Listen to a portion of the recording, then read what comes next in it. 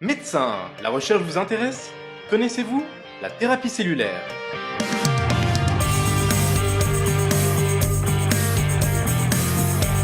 Numéro 1, la thérapie cellulaire, la TC. Pour les intimes, c'est cool. Cela consiste à greffer des cellules reprogrammées. Le but? Restaurer la fonction d'un tissu ou d'un organe pour soigner durablement le patient. Comment? Grâce à une injection unique de cellules thérapeutiques, le plus souvent obtenues à partir de cellules souches. Elles sont capables de se différencier en différents types de cellules fonctionnelles, adaptées à la pathologie que l'on veut soigner. Numéro 2, la TC vous fait voyager, car elle est à la croisée de plusieurs domaines scientifiques, comme la biologie cellulaire, le génie génétique et les sciences de production de la cellule humaine. De nombreuses approches de thérapie cellulaire sont en cours de développement dans le domaine médical. Des milliers d'essais cliniques sont en cours dans le monde, majoritairement aux États-Unis et en Europe. Numéro 3. En France, il y a de quoi s'éclater. La recherche est entraînée par des unités d'excellence comme l'ESSEL, basée au CHU de Montpellier. Il s'agit d'une plateforme nationale de thérapie cellulaire fondée sur l'utilisation des cellules souches mésenchymateuses adultes. Elle vient aider les structures académiques ou industrielles dans le développement de programmes cliniques de thérapie cellulaire. Numéro 4. La thérapie cellulaire, ça avance partout.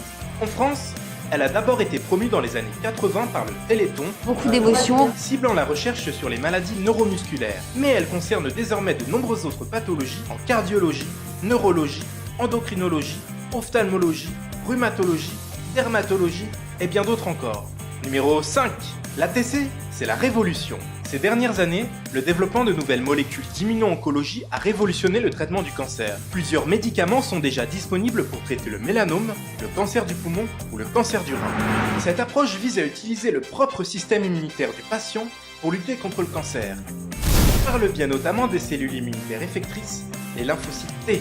Numéro 6. La TC vous équipe de nouvelles armes. Les cellules immunitaires T génétiquement modifiées avec un récepteur antigénique chimérique peuvent à la fois se lier à un antigène d'intérêt et activer les cellules T. Ces CAR T-cells ont d'ores et déjà montré leur efficacité dans les hémopathies malignes exprimant le CD19.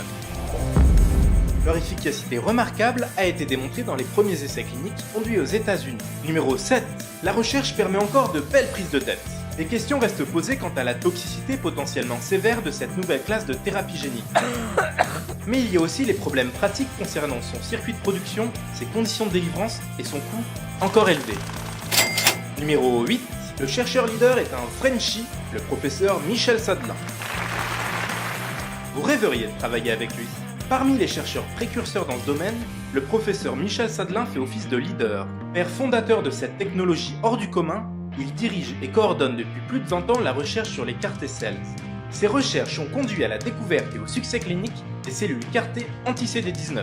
Ce sont les premières à avoir obtenu une autorisation de mise sur le marché en hématologie.